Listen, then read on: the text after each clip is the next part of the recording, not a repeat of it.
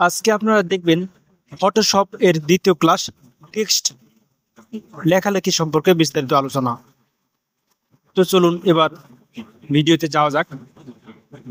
প্রথমে আমরা নিউ থেকে একটা ফাইল নিব।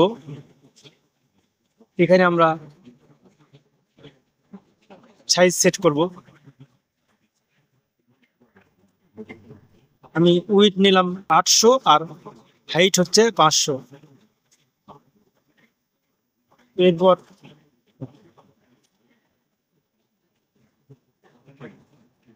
এখানে এই তালাটা খুলে দেবো, ডবল ক্লিক করব, করার পরে ওকে করব। এরপর এটা কাজের সুবিধার্থে কেটে দিলাম। এরপর আমরা আসি টেক্সট। এটি মানে টেক্সট। এখানে আমরা লেখালেখি সংক্রান্ত যাবতীয় কাজ দেখবো আর কি। তো টিতে ক্লিক করার পর এখানে ক্লিক করলাম। ক্লিক করলে আপনার লেখার জন্য কার্সর আসবে এখানে। তো আমি একটা লেখা লিখে নিচ্ছি।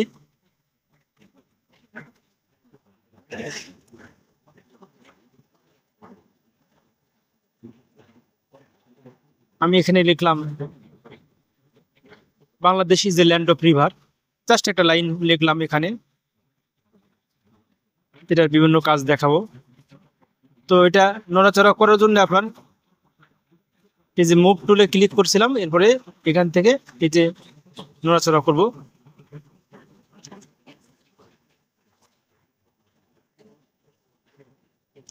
এরপর এখান থেকে আপনার বিভিন্ন টেক্সটের ফন্ট আছে, মানে স্টাইল, সেটা এখানে এই পিটি মানে হচ্ছে বড় বড় করা, বড় ছোট করা।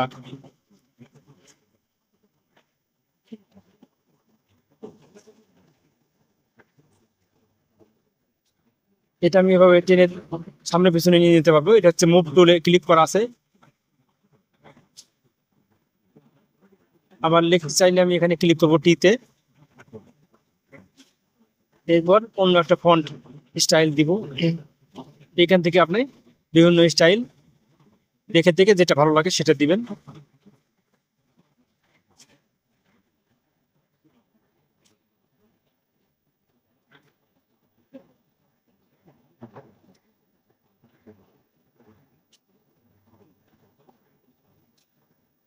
এইভাবে আপনি আপনার ফন্ট স্টাইল এখান থেকে চেঞ্জ করবেন।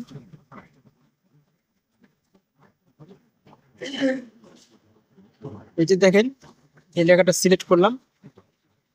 এবারে এই যে পিটি বাড়াই দিলে বাড়বে, পিটি কমাই দিলে কমবে। এটা ফন্ট সাইজ।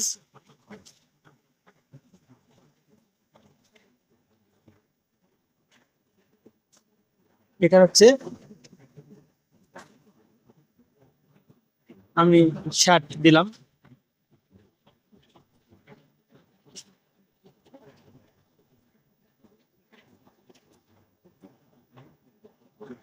তারপরে আবার সিলেক্ট করলাম। এখান থেকে এই যেটা আছে রেগুলার, এটা হচ্ছে মোড আর কি, কোন মোডে আপনি করতেছেন। সেমি লাইট মানে হালকা হবে, বোল্ড হলে মোটা হবে।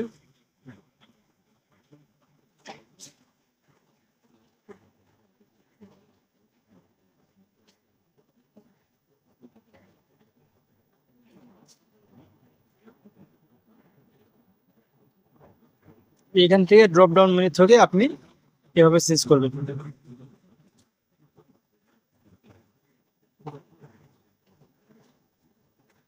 এরপরে যেখানে এটা শার্প, শার্প মানে হচ্ছে কালারটা আপনার তীক্ষ্ণ হবে। আর এই যে নান করলে কোনো ফন্টি মানে ডিজাইন থাকবে না আর কি।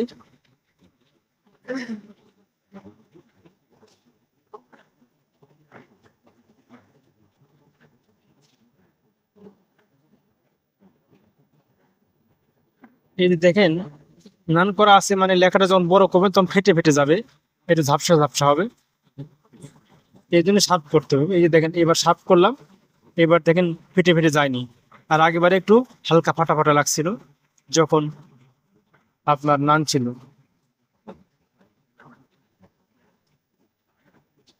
এটা বললাম প্লিজ, এটা একটু পার্থক্য আছে, এটা আপনারা বড় করে নিজে নিজে দেখবেন।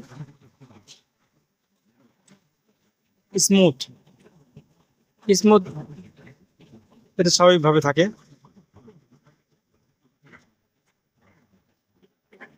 আর এটা হচ্ছে অ্যালাইনমেন্ট। এই তিনটা আছে, সামনে, পিছনে, আর হচ্ছে সোজা।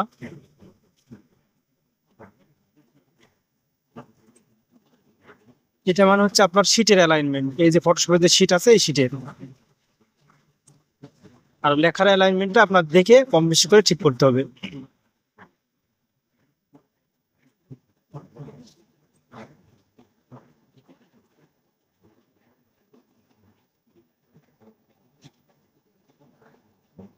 এরপর একটু পিটি কমাই দিব, মানে ফন্ট সাইজ।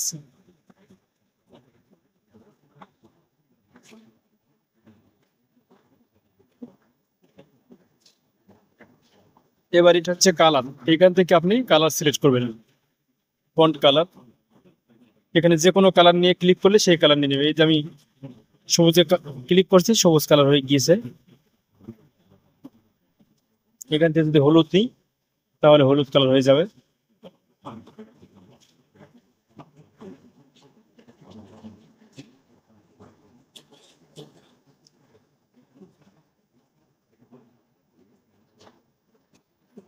এইভাবে আপনি আপনার ইচ্ছা অনুযায়ী কালার এখান থেকে ফন্ট কালার চেঞ্জ করবেন।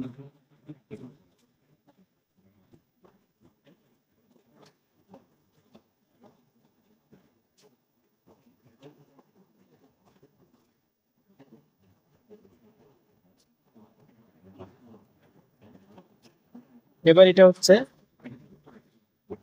কার্ভ, বিভিন্ন ধরনের কার্ভ আছে এখানে, টেক্সট কার্ভ। এই বাঁকা মানে কার্ভ আর কি, বিভিন্নভাবে বাঁকা হবে এটা। জাস্ট যেটাতে সিলেক্ট করবেন ওরকম ভাবে বাঁকা হবে। এটা টেনে ধরে আমি ডান সাইডে নিয়ে গেলাম দেখার সুবিধার্থে, ফ্লাগ কেটে পতাকার মতো।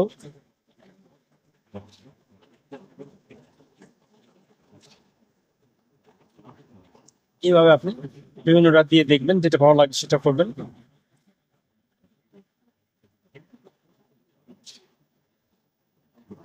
তো আমি ফ্লাগ এটা দিয়ে রাখলাম।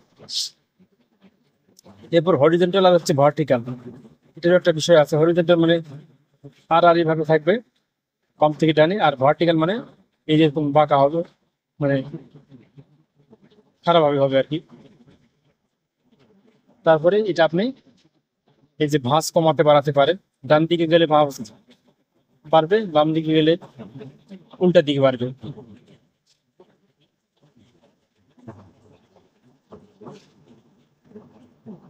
মাঝখানে রাখলে প্রায় সমান হবে। এটা কমা বাড়া করে দেখবেন ভার্টিক্যাল হরিজন্টাল বিভিন্ন ডিস্টরশন মানে কি বিচ্যুতি ঘটবে আর কি। এবার টুলে, মুভ টুলে ক্লিক করলাম। এই মুভ টুলে ক্লিক করলে এরকম এই তীরের মতো আসবে, এটা দ্বারা আপনি লেখা নড়াতে পারবেন, সামনে পেছনে ডানে বামে করতে পারবেন। এবার লিখতে গেলে এই টেক্সটে ক্লিক করা লাগবে, লেখা চেঞ্জ করতে গেলে। তো আমি এটাতে ক্লিক করলাম। এই যে দেখেন এখানে আগে যে অপশনগুলো ছিল ওগুলো আবার এখানেও আছে, দেখেন ক্যারেক্টারের মধ্যে পিটি আছে, কম বড় এখান থেকে করতে পারবেন।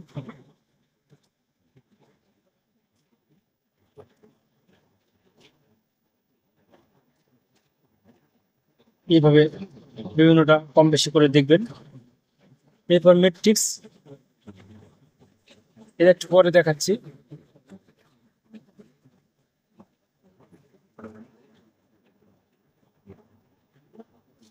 এবার এটা হচ্ছে টেক্সট সাইজ, মানে কতটুকু মোটা হবে সেটা আর কি, মানে আর মানে উপরে থেকে নিচে কতটুকু মোটা হবে।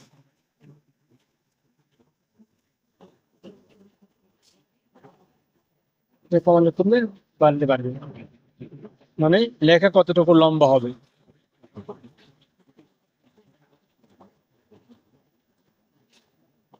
খারাপ হবে কতটুকু লম্বা হবে সেটা।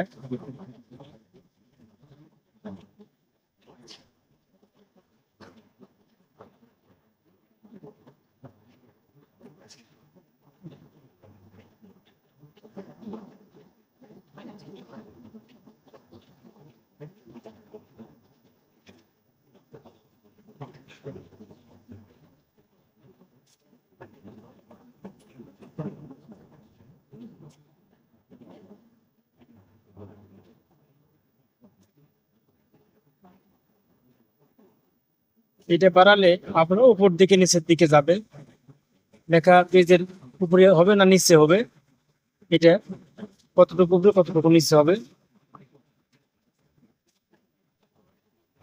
জিরো হলে ঠিক মাঝখানে হবে, আর কম বড় করলে বাড়বে, বাড়বে কমবে আর কি।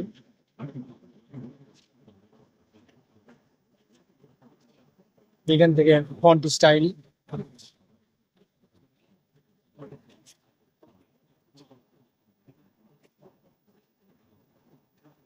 এরপর এই যে রেগুলার যেগুলো ছিল বোল্ড, বোল্ড ইটালিক, এগুলো হবে। তো আপনি যেটা চেষ্টা করবেন।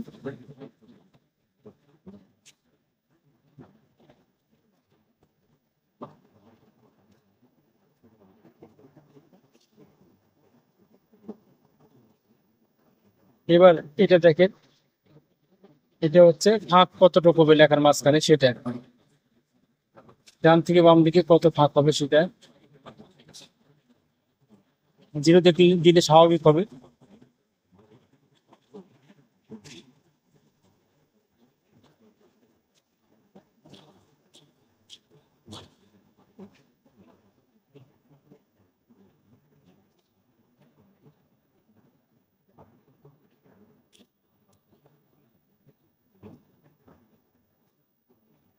এবার এই মোটাটি মানে হচ্ছে লেখাটা লাইন কতটুকু মোটা হবে, ডান থেকে বাম দিকে যাবে। আর এই যে দেখেন 1000 দিলাম, অনেক বড় ডান থেকে বাম দিকে চলে গেল লেখাটা, মানে ওয়াইড দিকে কত বড় হবে লেখা।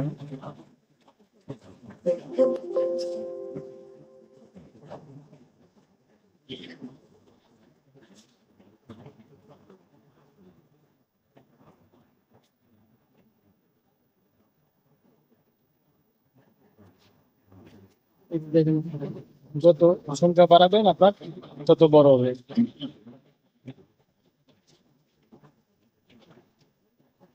তারপরে এখান থেকে এই যে কালারে ক্লিক রাখছে, এই জন্য লেখাটা নীল হয়েছে।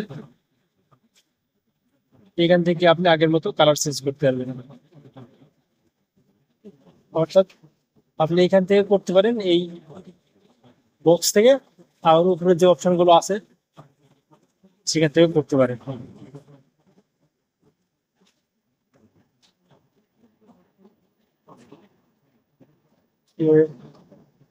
এখান থেকে টিতে ক্লিক করে লেখাটা চেঞ্জ করতে পারবেন, ক্লিক না করলে চেঞ্জ করতে পারবেন না। এইটি মানে হচ্ছে বোল্ড, মানে লেখাটা একটু বড় হবে, একটু বাঁকা হবে।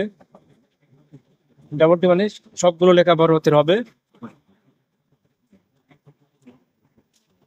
আবার দিলে স্বাভাবিক হবে। এটা হচ্ছে বড় হাতের লেখা, কিন্তু প্রথম অক্ষর বড় হাতের হবে, বড় হবে, আর বাকিগুলো ছোট হবে আর কি।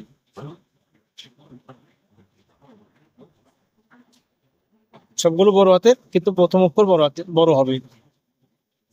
এরপরে এই T1 যে পরে দেখাচ্ছি, এটা মানে হচ্ছে এই যে এর নিচে আন্ডারলাইন, এটা হলো। আর এটা মানে হচ্ছে আপনার হচ্ছে স্ট্রাইক থ্রো, মানে লেখার মাঝখান দিয়ে টান হবে ওটা কি, এটা এই যে লেখার মাঝখান দিয়ে দেখেন টান আসছে, স্ট্রাইক থ্রো এটার নাম। আগেরটা হচ্ছে টি আন্ডারলাইন, আর এটা হচ্ছে T1 উপরে, T1 নিচে, মানে হচ্ছে সুপার স্ক্রিপ্ট আর হচ্ছে সাব স্ক্রিপ্ট। অনেক সময় আমরা সংকেত লিখি, সেই ক্ষেত্রে সাব স্ক্রিপ্ট এবং সুপার স্ক্রিপ্ট বেশি প্রয়োজন পড়ে।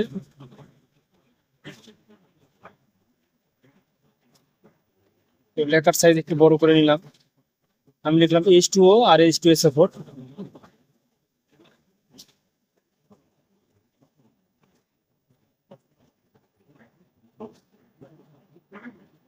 তো আমি এই H2O2, আর এটা হচ্ছে নিচে হয়, এই জন্য নিচে ওয়ান, নিচে T1, টি নিচে ওয়ান, এটাতে ক্লিক করলাম। এটা তো টি নিচে ওয়ান, এটাতে ক্লিক করবো না।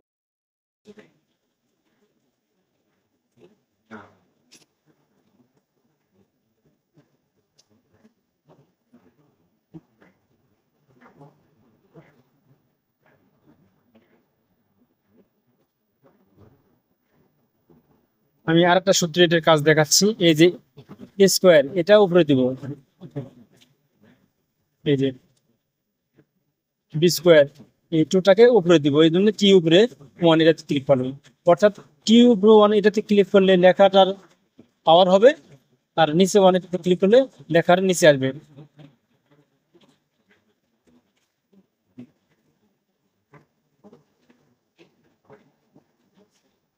এ ভি এটা দিলে লেখা ওয়াইড দিকে বাড়বে।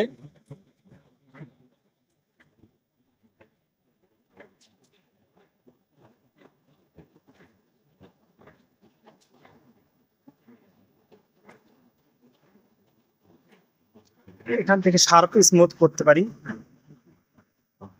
নান করলে দেখেন একটু বড় করে লেখা ঝাপসা লাগবে, এই জন্য আমরা শার্প করবো। শার্প করলে লেখাটা তীক্ষ্ণ থাকবে। অথবা স্ট্রেন্থ করবো। তো আপনারা এটা চেঞ্জ করে দেখবেন, ভিডিওতে হয়তো ভালো মতো পার্থক্য বোঝা যাবে না, আপনি এটা চেঞ্জ করে দেখবেন।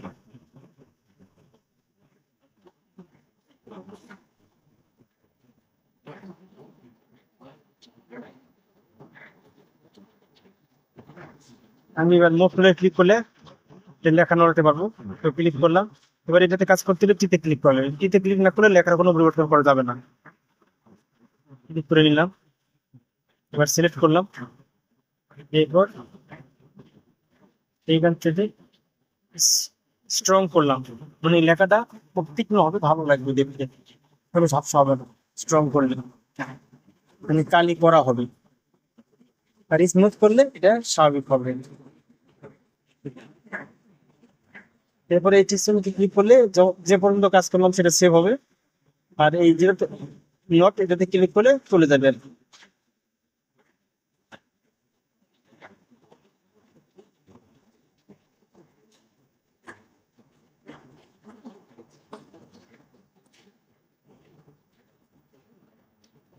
তো আমি এটা কেটে দিলাম, এখানে ক্লিক করলে আবার চলে আসবে।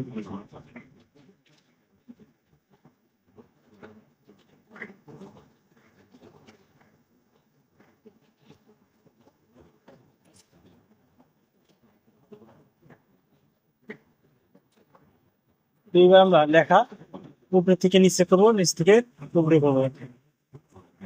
লেখার লাইন এই যে দেখেন উপরে থেকে নিচে আসছে, সাধারণত পাম্প থেকে ডান দিকে যায়, এবার উপর থেকে নিচে আসছে।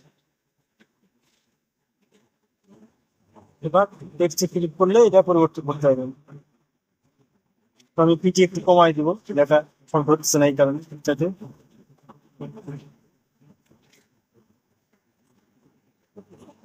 আগে সিলেক্ট করবো, তারপরে কমা করবো পিটি, অনেক ছোট হয়ে গেছে, তারপরে 15 পিটি দেওয়া হচ্ছে।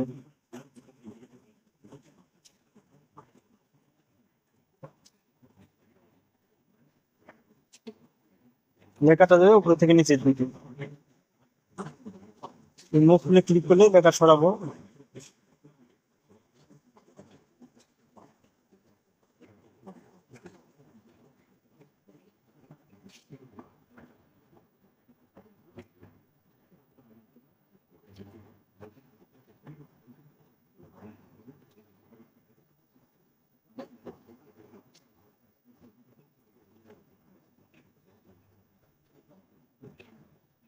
এই যে এখানে কমা করতেছে, পিটিটা কম বেশি হচ্ছে।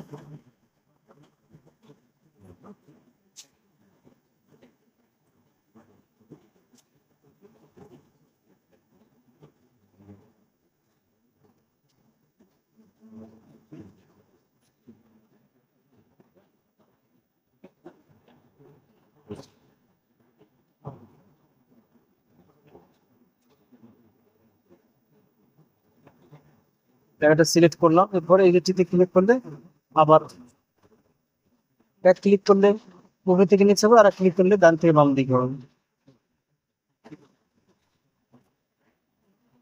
এবার আবার টেক্সটে ক্লিক করলাম, এটা একটু বড় করবো,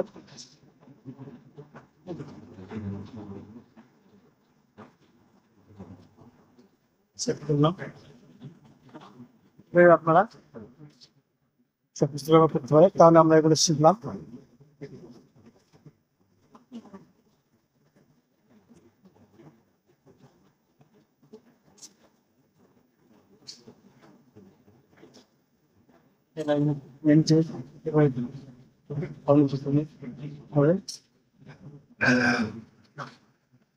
এবার এই নোটে ক্লিক করলে আগেরটাই সেভ হয়, পরিবর্তন করছিলাম সেটা ফাইল।